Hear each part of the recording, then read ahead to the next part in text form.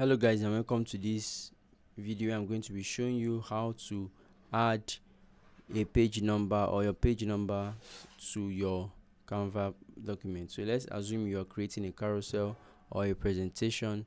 You can add page numbers by going to the text option or text icon here. Click on the text icon and then you would see just below add to a heading, you will see page numbers. Click on it. Once you click on it, a format page should appear and you can edit each. You can either choose if you want it to be numbers or you want it to be in this format, just one or page 1 or page 1 of 10.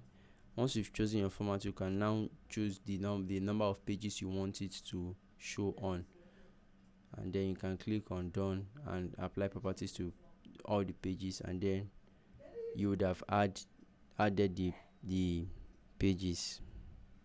Thank you guys, and I'll see you in the next one.